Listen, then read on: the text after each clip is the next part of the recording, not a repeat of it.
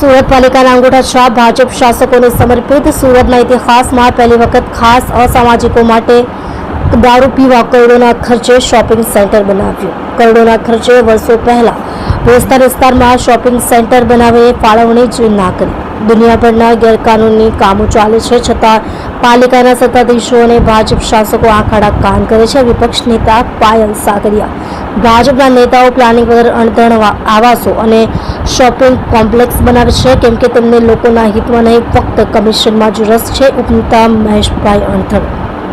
સુરત મહાનગરપાલિકા વિપક્ષ નેતા પાયલ સાગરિયા, ઉપનેતા મહેશભાઈ અણધણ, વિપક્ષ દંડક રચનાબેન હિરપરા, કોર્પોરેટરો શોભનાબેન કેવડિયા, મનીષાબેન કુકડિયા, કુંદનબેન કોઠિયા સહિત આમ આદમી પાર્ટી સુરત લોકસભા ઇન્ચાર્જ રજનીકાંત વાઘાણી, કિરણભાઈ કેવડિયા, જગદીશભાઈ કુકડિયા અને સ્થાનિક કોર્પોરેટરે આજે ભેસ્તાન વિસ્તારની મુલાકાત લેતા ત્યાંના રહીશોએ જણાવ્યું હતું કે ભેસ્તાન શોપિંગ સેન્ટર ખંડેર હાલતમાં છે અને બન્યાને 9 વર્ષ થવા છતાં પણ હજુ સુધી કોઈને ફાળવણી નથી થઈ.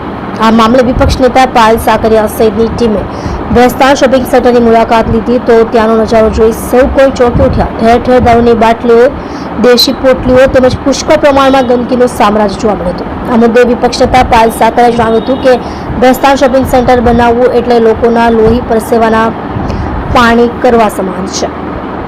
વર્ષોથી આ શોપિંગ સેન્ટર બનીને તૈયાર છે, પણ ભાજપ શાસકોની અણધણ નીતિ અને પાલિકાના કામચોર અધિકારીઓની મિલીભગતથી હજુ સુધી કોઈને એક પણ દુકાન ફાળવવામાં આવી નથી. વધુમાં પૂરું ત્યાં એકમાત્ર આયુષ્યમાન આરોગ્ય મંદિર ચાલતું દેખાય છે. જ્યાં રોજના કેટલાય આરોગ્ય અધિકારીઓ અને કર્મચારીઓ આવતા હશે, તેઓ જાણે આખી વાતમાં સામેલ હોય તેમાં ખડા કાન કરતા જોવા મળે છે. ભાજપ શાસકોએ જાણે અસામાજિકો માટે ગેરકાયદે પ્રવૃત્તિઓ કરવા માટે જ ખાસ શોપિંગ સેન્ટર બનાવ્યું હોય તેવું લાગી રહ્યું છે. ઠેર ઠેર દારૂની બોટલો, દેશી પોટલીઓ જોઈ શકાય છે. લોકોની રેલિંગ પણ અમુક જગ્યાએથી ચોરાઈ ગઈ છે. બાથરૂમમાંથી પણ વસ્તુ ગાયબ છે. મતલબ કે વર્ષોથી આ શોપિંગ સેન્ટર બનાવીને ભાજપ શાસકો ભૂલી ગયા છે, જે તેમની વહીવટી નિષ્ફળતા સૂચવે છે.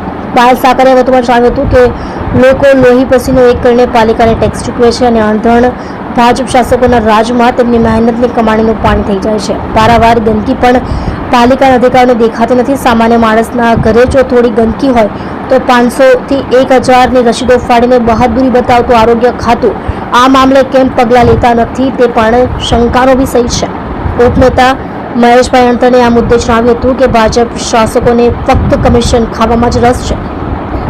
લાખો કરોડોના કામો મંજૂર કરીને ક્યાંથી કમિશન મળે અને કમલમની તિજોરી ભરાય એમાં જ એમને રસ છે. સામાન્ય લોકોના હિત વિશે ભાજપ શાસકોએ આજ દિન સુધી વિચાર્યું નથી. પ્રજાના પૈસે આવા કેટલાય કરોડો રૂપિયાના પ્રોજેક્ટો બનાવીને તેને ન ધણિયાત હાલતમાં છોડીને પ્રજાના પૈસાનો વ્યય કરે છે. તમે જોઈ રહ્યા છો SD ન્યૂઝ ચેનલ ફેઝર શેખની સાથે.